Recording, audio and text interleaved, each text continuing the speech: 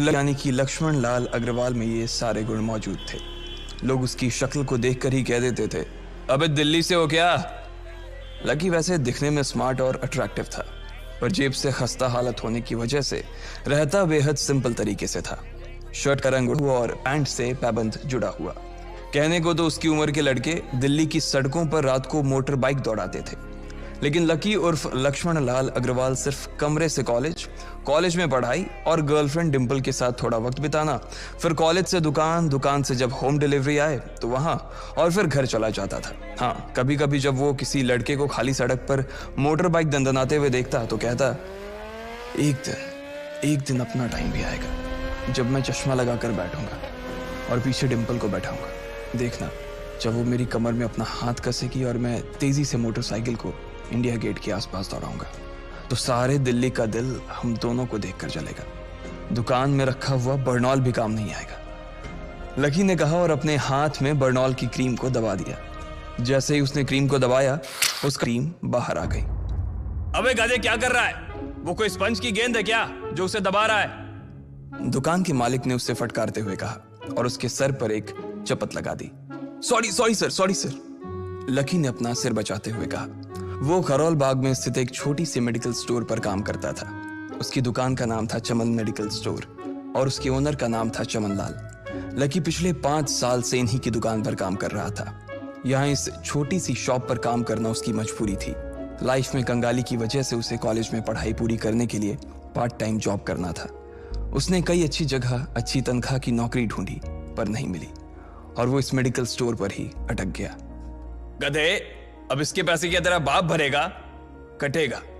इसका पैसा भी तेरी तनख्वाह से कटेगा और एमआरपी से डबल रेट में कटेगा। चमन ने अपने दांतों को किचमिचाते हुए कहा।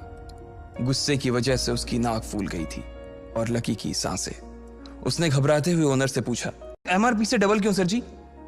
ताकि अगली बार से ऐसी कोई हरकत करने से पहले तू डबल बार सोचे। चमन ने कहा और उसके हाथ से ट्यूब छीन ली। उसका जी तो चाह रहा था कि वो लकी की खोपड़ी पर एक और बार अपना हाथ साफ कर ले, लेकिन उससे पहले ही दुकान का फोन बजने लगा। फोन की घंटी बजते ही लकी को वहां से निकलने का मौका मिल गया और वो भागते हुए फोन उठाने के लिए चला गया। हेलो जी, करोल बाग के बेस्ट मेडिकल चमन मेडिकल स्टोर से बोल रहा हूं, बताइए क्या काम था? ये लकी की पेटेंट लाइन थी। चाहे कहीं से भी फोन आए, लेकिन उसे फोन पर बस यही बोलना था। जैसे ही इधर लकी ने अपनी बात कही, उधर से जवाब आया, मैं ब्लूमिंग नाइट होटल के कमरा नंबर 303 से बात कर रहा हूँ। एक छोटा सा ऑर्डर है, नोट करो और जल्दी से होटल पर डिलीवर करवा दो। वो एक लड़के की आवाज थी। उसकी आवाज में काफी भारीपन और एक अजीब सी जल्दबाजी थी। जैसे ही लकी ने वो आवाज सुनी, पता नहीं क्यों उसे वो आवाज जानी पहचानी सी लगी। जी सर, बताइए आपका क्या ऑर्डर है? हाँ तो लिखो, हार्ट प्ले के 2 पैकेट और 1 पैकेट टिश्यू। लकी, जो कि अपना पेन लेकर खड़ा था, हार्ट प्ले का नाम सुनते ही झिझक गया। असल में हार्ट प्ले नाम का एक कंडोम आता था और इसलिए उसका नाम सुनते ही लकी शर्मा गया था। इतने साल से भी मेडिकल की स्टोर पर काम करने के बाद उसे इन चीजों का नाम सुनने में शर्म आती थी। हेलो भाई, लिखा कि नहीं लिखा? उस आदमी ने फिर से लकी से पूछा। जी सर, लिख लिया सर, लिख लिया। लकी ने खिसिया कर हंसते हुए कहा। लिख लिया तो फिर लेकर निकल, उस लड़के ने कहा। उसकी आवाज सुनकर ना जाने ऐसा क्यों लग रहा था कि वो बहुत बड़ा आदमी था। जी सर, मैं सर, लेकिन सर बाहर तो बारिश हो रही है, लकी ने कहा। उसने देखा कि बाहर बहुत तेज बारिश हो रही थी। उनकी दुकान के सामने पानी भर गया था और तेज हवाओं की वजह से चमन मेडिकल स्टोर का बोर्ड भी गिर गया था। लकी को लग रहा था कि वो इतनी तेज बारिश में अभी एकदम से तो नहीं निकल पाएगा, तो उसने उस लड़के को समझाते हुए कहा, सर मैं ऑर्डर तो ले आऊंगा पर थोड़ा टाइम लग जाएगा, बारिश थोड़ी थम जाए। अब इससे पहले कि वो कुछ आगे बोल पाता, फोन पर लड़का बोल पड़ा। तुम्हारे मालिक को पता है कि तुम मल्होत्रा जी के लड़के को मना कर रहे हो? हाँ पता है, बारिश हो रही है, इसलिए सारा सामान अच्छे से थैली में पैक करके लाना और लेट नहीं होना चाहिए, समझे? उस लड़के ने कहा और इससे पहले कि लकी आगे कुछ कह पाता, उसने फोन काट दिया। उधर से लकी के दुकान का ओनर उसे घूर कर देखा जा रहा था। लकी के हाथ में पेन और पेपर देखकर ही वो समझ गया था कि उसके पास कोई ऑर्डर आया था। आज वैसे भी इतनी बरसात होने की वजह से सुबह से इक्का दुक्का ग्राहक ही दुकान पर आए थे। ऐसे में उसकी दुकान का मालिक एक भी ऑर्डर को छोड़ना नहीं चाहता था। वो लकी को देख रहा था और लकी बारिश की ओर देख रहा था। बारिश का बहाना नहीं चलेगा, जाना पड़ेगा, चमन लाल ने कहा। मैं बहाना नहीं कर रहा सर, थोड़ी बारिश धीमी हो जाए तो मैं चला जाऊंगा। अभी आप खुद ही देखिए कितनी तेज बारिश है। वो पता नहीं कोई मिस्टर मल्होत्रा का कोई बेटा कुछ ज्यादा ही जल्दी में था, मैं साइकिल से तो पहुंच नहीं पाऊंगा इतनी जल्दी। लकी ने उनकी ओर देखते हुए कहा। क्या कहा? मिस्टर मल्होत्रा जी का बेटा? तू मेरी दुकान बंद करवाएगा क्या? अभी क्या भी निकल उनका ऑर्डर लेके, वो हमारे बहुत पुराने कस्टमर है, चमन ने कहा। पर लकी ने कहा ही था कि चमन बोला, पर कुछ नहीं, तू मेरी मोटरसाइकिल ले जा, उसने गुस्से में कहा। अरे सर जी, 200 के ऑर्डर में मुश्किल से 40 रुपए बचेंगे, इससे 3 गुने का तो पेट्रोल ही लग जाएगा, और अगर गाड़ी रास्ते में बंद हो गई तो अलग से खर्चा, लकी ने समझाते हुए कहा। वो जानता था कि उसका मालिक इन सब बातों पर ध्यान नहीं देने वाला।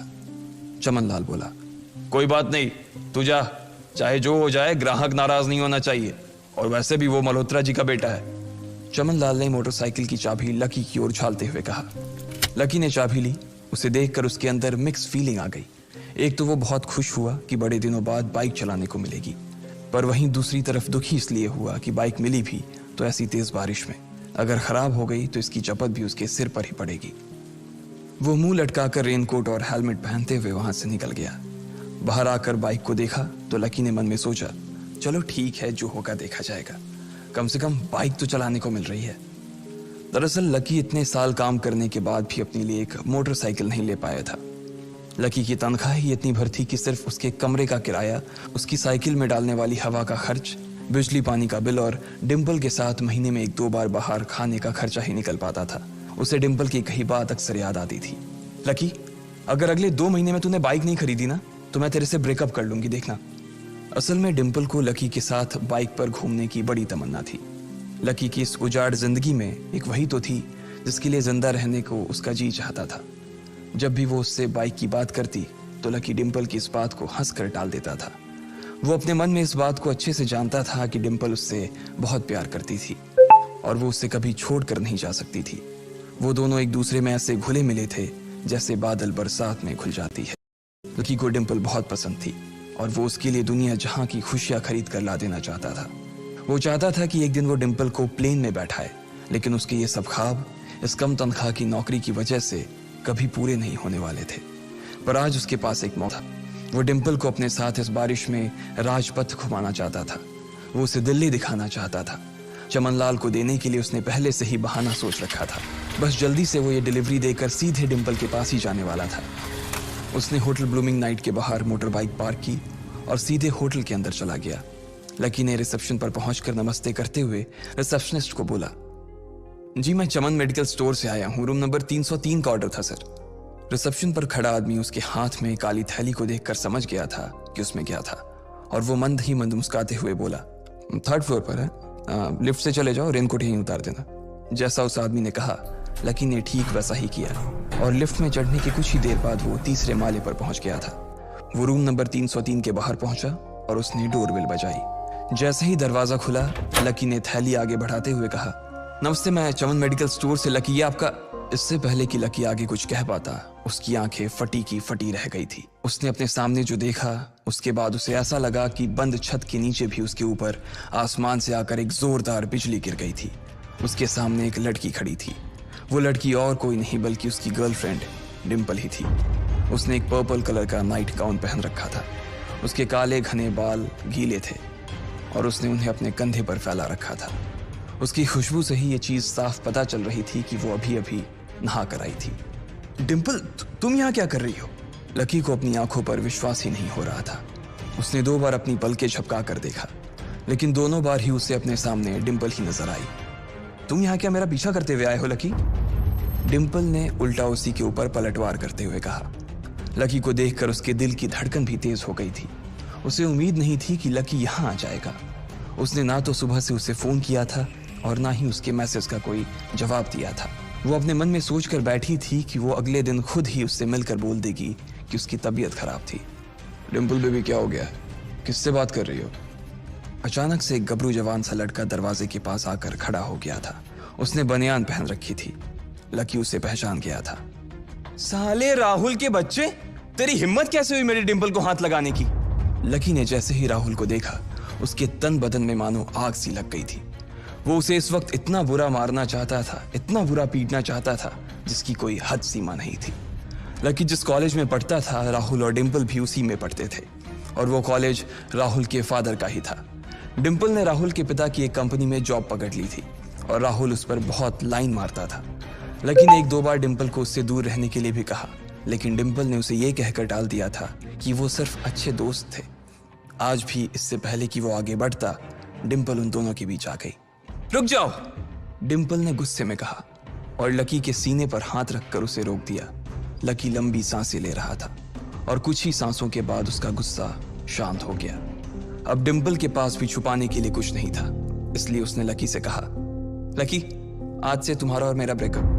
ब्रेकअप? लकी के पैरों के नीचे से जमीन खिसक गई थी। उसकी आंखें नम हो गईं। लकी को उसकी बातों पर विश्वास नहीं हो रहा था। उसने डिंपल की ओर देखा और बोला, डिंपल, हम पिछले 1 साल से एक दूसरे के साथ हैं और तुम हो कि मुझसे ब्रेकअप करना चाहती हो? अरे मैं तो तुम्हारे लिए नई बाइक लेने वाला था। चल रहने दे, आज ही याद आई है तुझे बाइक की।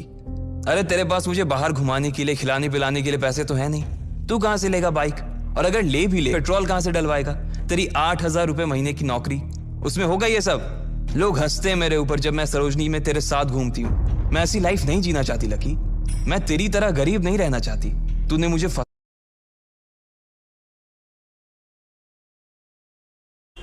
कहते तो ये भी हैं कि दिल्ली दिल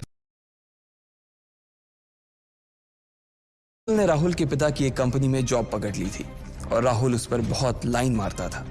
लकी ने 1-2 बार डिंपल को उससे दूर रहने के लिए भी कहा, लेकिन डिंपल ने उसे ये कहकर टाल दिया था कि वो सिर्फ अच्छे दोस्त थे। आज भी इससे पहले कि वो आगे बढ़ता, वो इतना कुछ करना चाह रहा था, उसे उसकी कोई कदर ही नहीं थी। लकी इतना हताश हो गया था, वो इतना कुछ करना चाह रहा था, उसे उसकी कोई कदर ही नहीं थी। लकी इतना हताश हो गया था कि बुरी तरह से रोने लगा। इस बार वो लिफ्ट से नहीं बल्कि सीढ़ियों से नीचे उतरा और एक सीढ़ी उतरने के साथ उसके आंसू आंखों से छलकते जा रहे थे। जब उसकी आवाज सुनकर कुछ लोग अपने कमरे से बाहर आए तो लकी ने तुरंत अपने आंसू पोंछे और तेजी से वहां से भाग गया। उसे जिंदगी में पहली बार प्यार हुआ था और पैसों की कमी की वजह से ना सिर्फ उसका प्यार बल्कि उसकी पूरी जिंदगी बर्बाद हो गई थी। लकी जैसे ही बाहर आया तो उसने देखा कि बाहर अंधेरा हो गया था। आसमान में तेज बिजली कड़की और बारिश जो थमी थी एकाएक फिर से झमाझम बरसने लगी। ये देख लकी के थमे हुए आंसू एक बार फिर से छलक गए। उसका दिल बुरी तरह से डूब चुका था, लेकिन उसे इस बात की खुशी भी हो रही थी। आखिर आज उसे डिंपल का असली चेहरा नजर आ गया था। वो तो उसके साथ घर बसाने की सोच रहा था, लेकिन अच्छा हुआ कि उसने पहले ही उसका घर बर्बाद होने से बचा लिया। लकी को दुख तो बहुत हो रहा था, पर उसे यह भी लग रहा था कि उसे आगे चलकर यही दुख उसे खुशी देने वाला था। लेकिन एक चीज थी जो लकी को परेशान कर रही थी, वो थी उसकी माली हालत। उसकी जेब इतनी तंग थी कि उसे फटी हुई जेब की पैंट पहनकर घूमना पड़ता था। कभी कभी तो लकी सिर्फ रोटी खाकर दिन काट लेता था। वो कब से कोशिश कर रहा था कि कोई अच्छा काम पकड़ सके, लेकिन उसे कोई काम देने को राजी नहीं था।